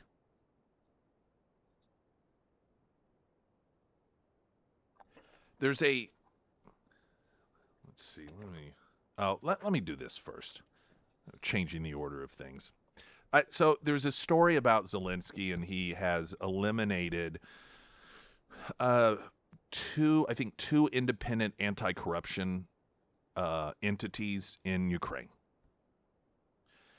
And I'll just read to you from the Independent Sentinel here. Ukrainian President Zelensky signed Bill number 12414 that slashes the independence of the nation's top anti-corruption bodies. The bill was rushed through Parliament. Hundreds of angry protesters, mostly youth, have taken to the streets in Kiev. You're probably not hearing about this in the mainstream media because, Zelensky's the defender of democracy. The story notes that this allows the Prosecutor General's office to seize control of high-profile corruption investigations from the independent watchdog groups. There's 2 of them, specifically National Anti-Corruption Bureau of Ukraine and the Specialized Anti-Corruption Prosecutor's Office. An estimated 2,000 to 3,000 people gathered near a theater in Kiev, just steps away from the presidential compound. A Kiev Post reporter noted that the protesters are crying out they do not want to return to the times of former President Viktor Yanukovych. They do not want to return to the times of pro-Russian governance in Ukraine. Now, Zelensky is saying, well, he had to do this because Russian interference. It's amazing the parallel excuses that have been used by Democrats in this country, and then excuses used by Zelensky in Ukraine to strip away, anti-corruption organizations and the right to vote and so forth. But this is one of those instances where you'd love to see someone take this very story and just change a few words and post it on social media. And instead of it being Ukraine and Zelensky, it's Trump, and reword the story to say President Trump signed an executive order slashing the independence of the United States' top anti-corruption bodies. It will now allow the Department of Justice to seize control of high-profile corruption investigations from the United States' otherwise fiercely independent watchdogs. And I'm sure you understand why this would be interesting to watch, because we know what would happen. The left would share it all over social media as proof that Donald Trump is a dictator. And these are the same people who claim Zelensky is the defender of democracy and freedom. Again, these protests that are occurring in Kiev due to this, it isn't going to get, it'll get as much coverage as Zelensky canceling elections, Zelensky imprisoning political opposition and reporters, Zelensky making illegal certain media outlets, because that, of course, runs contrary to their narrative that that he is like the savior of democracy. He is the Great Wall of democracy that is blocking Putin from taking over the world. Traffic update in moments now, the latest news.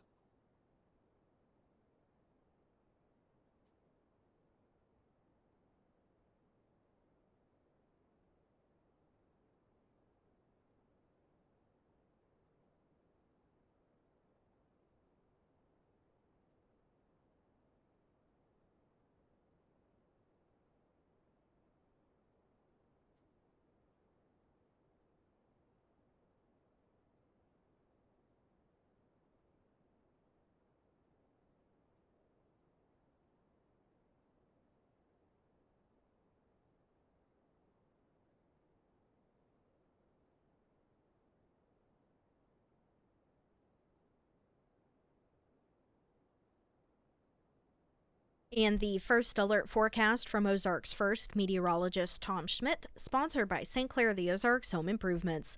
A heat advisory remains in effect for the entire listening area until Thursday. Today it's going to be a hot one with a high near 96, heat index values as high as 104. Tonight mostly clear with a low around 73. For your Thursday, sunny and hot with a high near 96, heat index values reaching 102. And for your Friday, sunny and hot with a high near 95.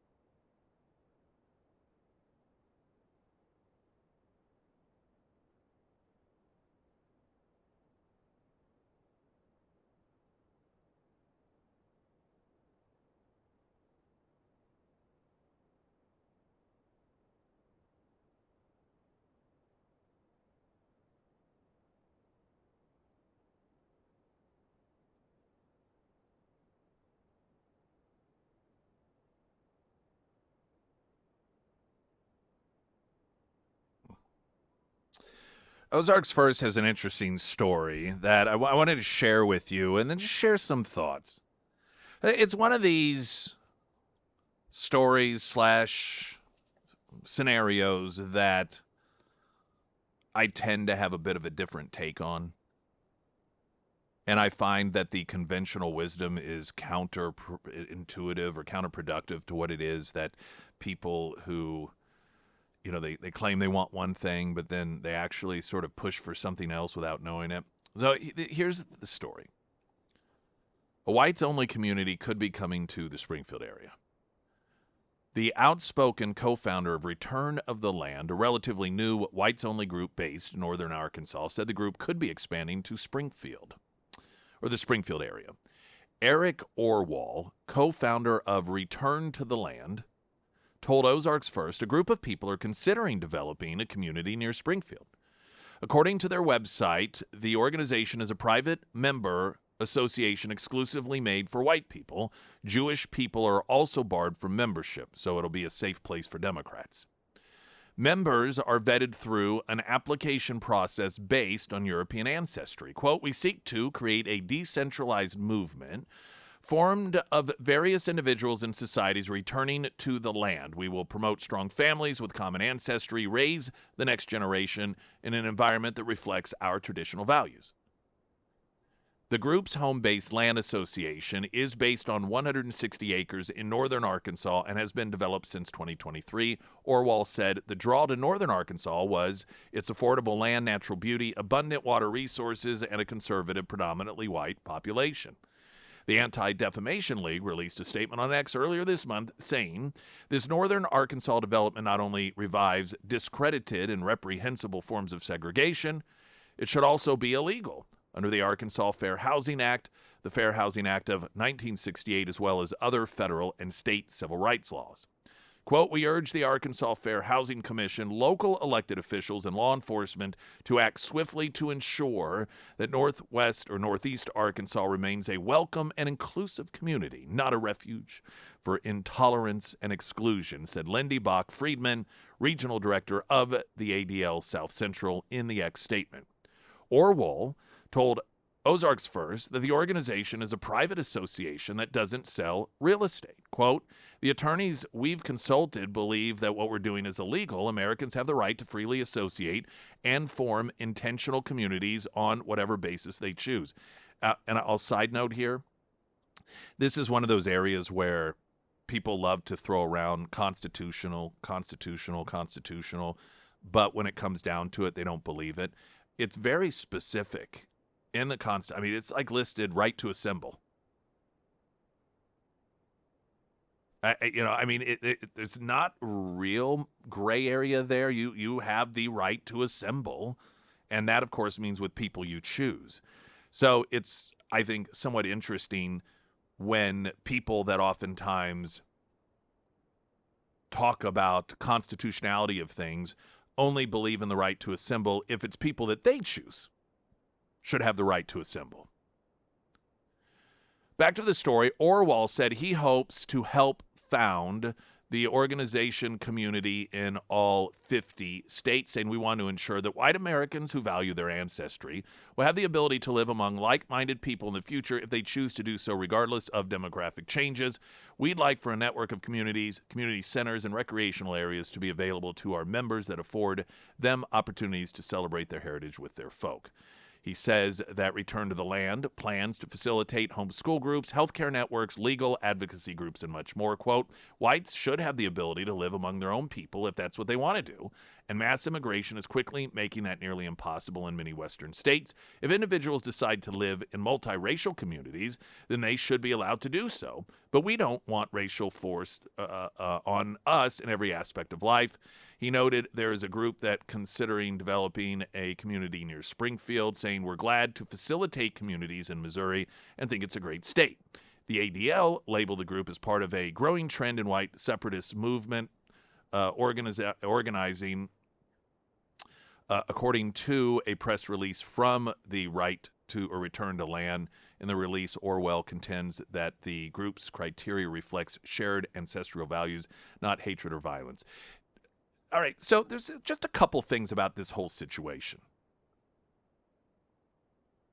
And one, of course, is, listen, I'm a guy who just believes in treating people equally, whether I agree with the belief system or not. That's what I believe.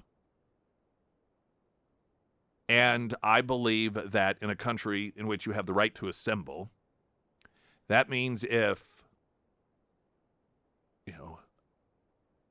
Hispanics, Muslims, blacks, Asian, whatever, say, hey, we want to live in a community of our culture that celebrates our culture, that they should be able to do so. It's just, as somebody who just believes in treating people equally and that the law should treat everyone equally, it is so bizarre to me that if you are part of a certain group or organization and you talk about wanting to culturally be amongst people from your own community and really want to reinforce the cultural roots of your people and celebrate those things, that is wonderful and that should be honored and praised. But then if one other group does it, somehow it's horrible and something we should fear. That just, to me, defies all logic. Now, if a person takes a stance that, oh, that's a really bad thing, regardless of what, if the Jamaican community wanted to do it and the Islamic community wanted to do it or the white community wanted to do it, whomever the community is, that is a bad thing, and we should not encourage that, then at least you're consistent. But I'll just say it's racist to claim that, well, you can do that and be celebrated for it unless you're this race. And, of course, in this particular situation, the people who are treating the races differently, and that is, oh, because it's white people who want to do it, so they shouldn't be allowed to. They're the ones who are claiming or pointing the finger of racism, when they are taking the position that because of your race, you should not be able to do this. I think what also kind of feeds into the upside down narrative that gets created with situations like this is that the leader of the Return to the Land movement here that promotes and facilitates people who are white and living together and having their own communities is the one who's saying, oh, we think everyone should be able to do it. I mean, if people want to have mixed neighborhoods and mixed communities, that's totally fine. That's just not what we want. But it's the people who oftentimes celebrate, who are claiming that he's the bad guy or saying, well, he shouldn't be able to do what it is. He has no problem, according to what he says, with multiracial environments and, people can do whatever they want. That's just not for us. But people who are opposed to him, who say he's the exclusive one, the people who say, well, we think that his perspective and his culture should be banned in the name of inclusivity. It's just also crazy and upside down. But it's also a default, and this is how effective irrationality as a narrative can be. That I think even rational people, they see a story like this, and the instinct is, oh yeah, that's bad. Well, why is it bad? Because they're white? Because of their skin color? Well, what does that make that perspective? It's one thing if you say, oh, I don't think that different cultures should live together at all. I'm totally opposed to that. That's not what this organization's about. They're like, oh, do whatever you want to. This is just what we want to do. And the people in name of inclusion are saying that they should be excluded. Now, there's another aspect of this that I find to be a contradiction. And we've got to take a break, and then I want to share that. Pyramid Roofing Company talk and text line is 447 KSGF. I'm Nick Reed.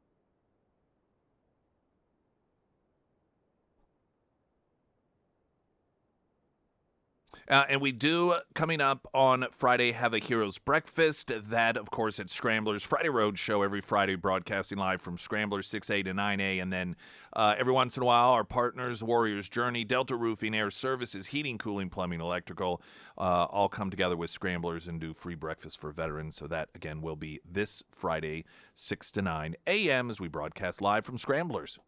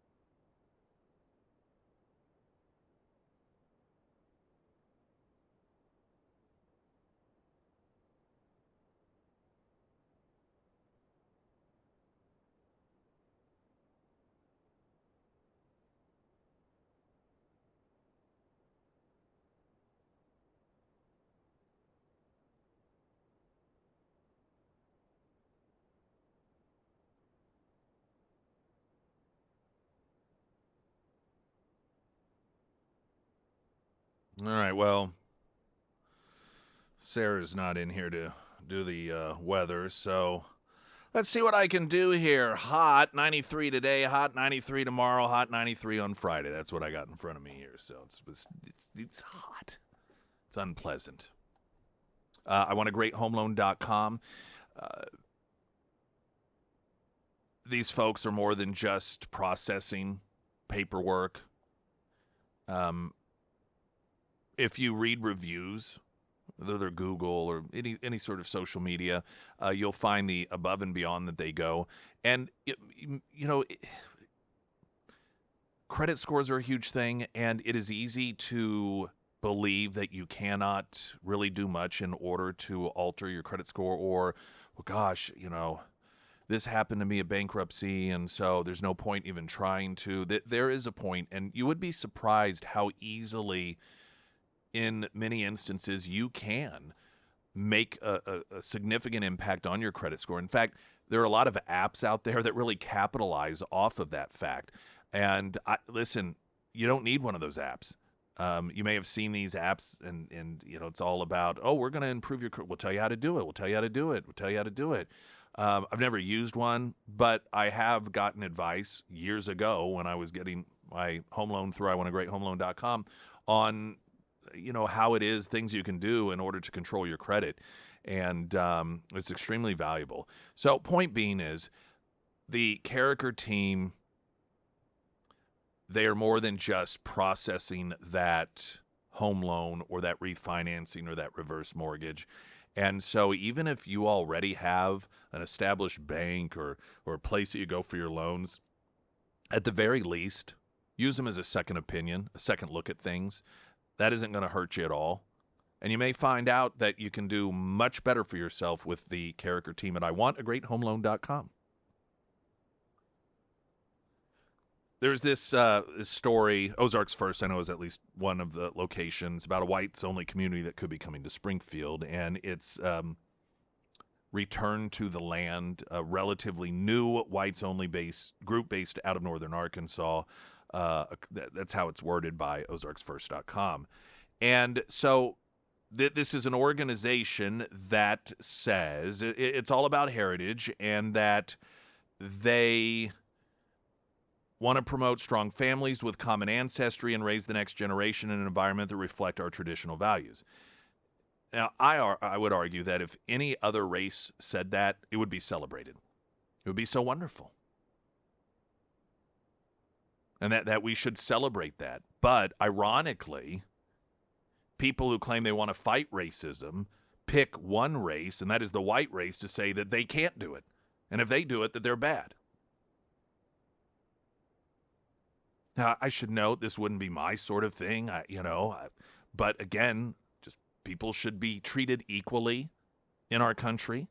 People should have the right to association in our country, as is specifically cited in the Constitution. I don't believe that we should tell people that they can live a certain lifestyle as long as they're a certain color. But if they happen to be this color, then you can't live that lifestyle. In fact, that's something we should be afraid of. That's kind of, if you want to get back to the idea of racism, what actual racism is. That was something that we worked really hard to overcome successfully, largely. And that was when we told one group of people, based on the color of their skin, here's how you can live this way. You can't live the same way as this color of people over here.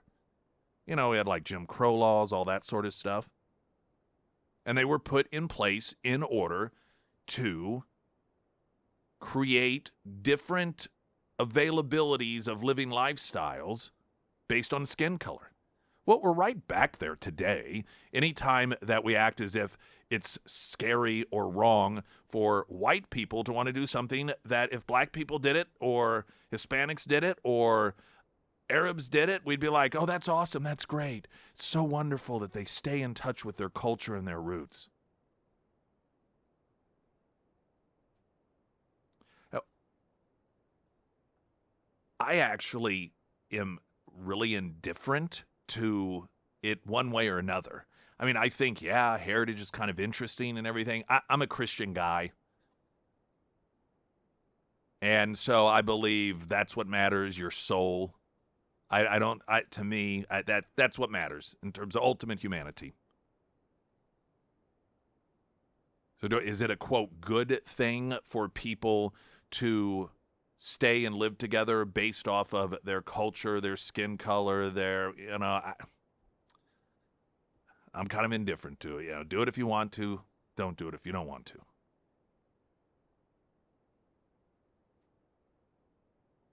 But there's another part of this that I find a little bit humorous. If you are of the mindset that these people that are white are scary, they are not the sort of people that we want to be around, that there's no place in our society for these people, shouldn't you want this? What is the alternative?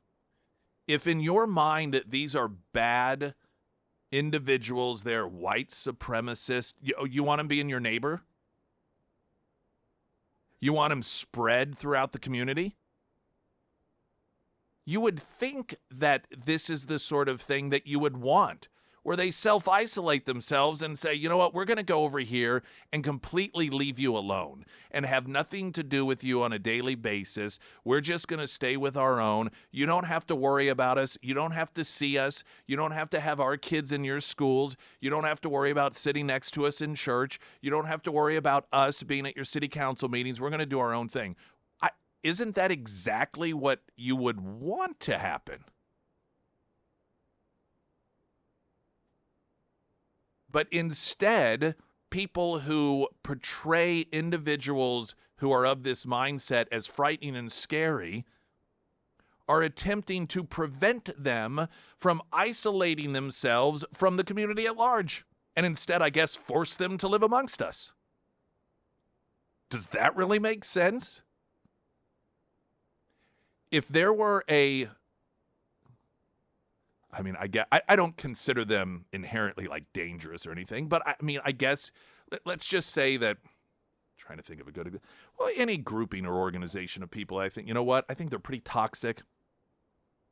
I think their ideology is bad and scary, but they're like, hey, you know what? We all just kind of want to live on our own. We want to go away. So you don't ever see us. You don't interact with us. I'd be like, well, all right. That seems to work itself out nicely.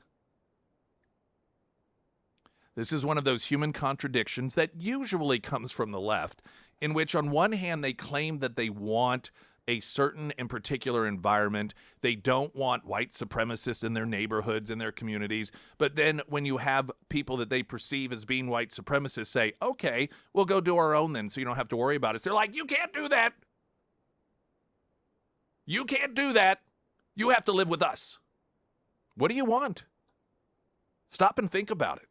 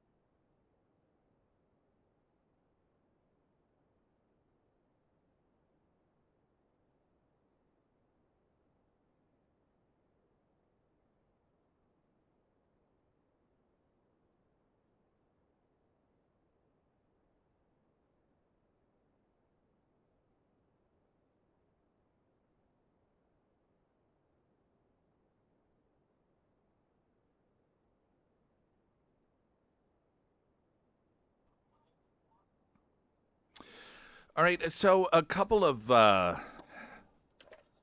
Epstein things here, simply because,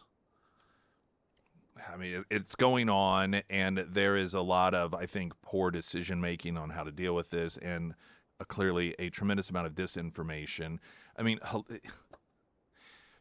if you listen to Democrats and you listen to or see the shares and posts of Democrat voters on social media who clearly have no idea what's going on, you have the Trump administration that has the Department of Justice and the Trump administration that has been requesting the unsealing of the Epstein documents. Now, the left, in their minds, Trump is trying to cover this up. Trump is doing everything to keep it secret. They're going to court to try to get the information released. And currently, it is an Obama judge that is preventing it from happening. Just yesterday, a federal judge assigned to oversee the Trump Justice Department's request to unseal Epstein documents has responded with a long list of demands, which to the layman's eye appears as if it's a list of demands to make sure that he never has to actually release the Epstein files as requested by the Trump administration. U.S. District Judge Paul Engelmayer, an Obama appointee, responded to the Trump administration's request to unseal grand jury records. Now, this is the same Obama judge who blocked Doge from accessing Treasury records. And this anti-Trump judge has been assigned to the Epstein file release case, which is really weird because this is, again, in the minds of the left, you have to believe that an anti-Trump judge is trying to, which he is, he's trying to block the release of the Epstein files to protect Trump, who is requesting that. What's the conspiracy theory here? These court documents specifically are related to the 2019 grand jury indictment charging Epstein with sex trafficking offenses and the 2020 grand jury indictment of Ghislaine Maxwell with numerous offenses related to the trafficking and coercion of minors. So you've got Trump saying, we want these files released. We want the public to see these files. And the Obama judge is like, okay, well, just a couple of little things first. Here's what I need from you. 1, the identity of the party seeking disclosure. 2, whether the defendant to the grand jury proceeding of the government opposes the disclosure. 3, why disclosure is being sought in this particular case. 4, what specific information is being sought for the disclosure. 5, how long ago the grand jury proceedings took place. 6, the current status of the principal of the grand jury proceedings and that of their families. 7, the extent to which the desired materials, either permissibly or impermissibly, has been previously made public. 8, whether witnesses to the grand jury proceedings who might be affected by disclosure are still alive. And 9, whether there's an additional need for maintaining secrecy in the particular case in question. So, in other words, what the judge has done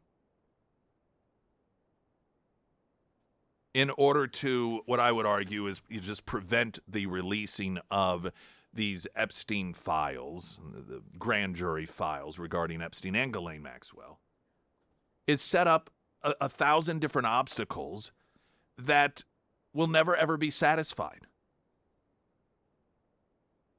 And part of the reason that I know it's frustrating for you and it's frustrating for me because there's so many just straight up idiots running around out there that, have themselves convinced that Donald Trump is spending 50% of his time trying to get Stephen Colbert fired and the other 50% of his time trying to get Jeffrey Epstein files covered up when he is the one who is fighting to, in court through the Justice Department, get them released, and it's an Obama judge that's doing everything to prevent it. And that is a sort of information that even if it somehow manages to reach a lefty, an anti-Trump nut job, that they'll just choose not to believe it. It's a weird thing. And for those of you that operate that way, this is where you just have to understand there are human beings that don't understand that do not understand being confronted with the truth that shows that what you believe is just 100% incorrect, and then going, oh, well, I don't care. I just want to be wrong anyway.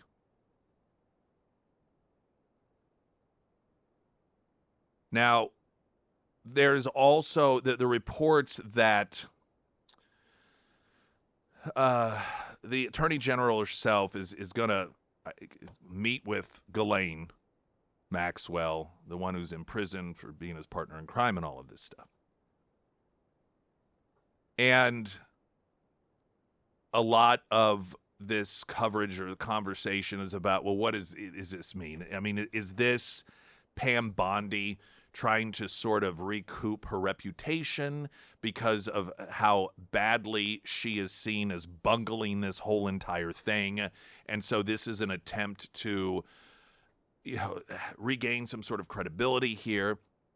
There are a lot of people, and Jonathan Turley is one of them, constitutional attorney, who has said, you probably really shouldn't expect much out of this. I mean, what is it that she's going to reveal that she knows that she didn't reveal before? What is it that they're even looking for? And I don't know the answer to that. Part of the problem that has been crafted with this entire thing is it has gotten to the point, frankly, there is no answer that can be given by the government that doesn't hold people accountable that will be accepted as genuine. Because the government has lied so many times about this thing. And I'm talking just about the machinery, oftentimes people within the machinery. This whole approach of going and talking to Ghislaine Maxwell, if the outcome of that is, well, we talked with her and yep, there's still nothing to see here, that's just, it ain't gonna work. It's just not going to work. You also have what to me is Mike Johnson's horrific handling of this entire thing. Now, House Republican leaders canceled tomorrow's legislative session, deciding instead to recess after wrapping up business today, according to Axios. The House was originally scheduled to wrap up business Thursday before heading out for a 5-week August recess. But following eruptions within the GOP over how to handle the Epstein documents and Senator Massey's discharge petition, or Congressman Massey's, the leadership decided to flee town a day early. So this is what happened. Massey was compiling a petition that had now over 10 Republican signatures, which is enough to bypass the speaker and bring a measure to the vote, a measure that is called a discharge petition. And what the discharge petition would require, get the exact wording here. I didn't highlight it. Okay, so the resolution would require Attorney General Pam Bondi to publish the Epstein files, whatever that is, within 30 days and prohibit redactions based on embarrassment, reputational harm, or political sensitivity. It orders the release of flight logs or travel logs, internal DOJ communications, and documentation of Epstein's detention or death.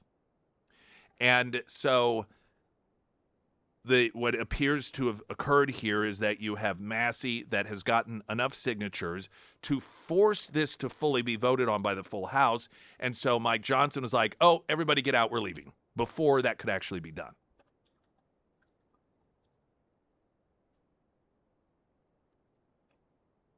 I don't understand first off, part of the argument for not allowing that to occur is that, well, the Trump administration is already trying to do that.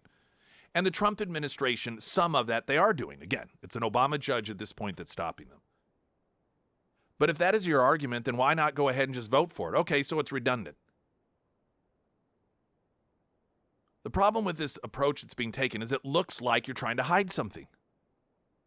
And that's really the only thing that the Democrats have right now, is the ability to convince people who are uninformed about what's going on that it is the Trump administration and Republicans trying to cover this up. And this is a move that gives them the ability to do that.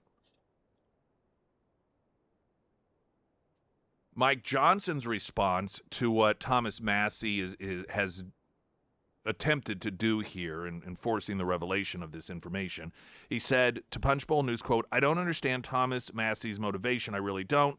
I don't know how his mind works. I don't know what he's thinking. Thomas Massie could have brought his discharge petition anytime over the last 4.5 years. Over the last 4 years of the Biden administration, he could have done that at any time, and now he's clamoring as if there's some sort of time limit on it.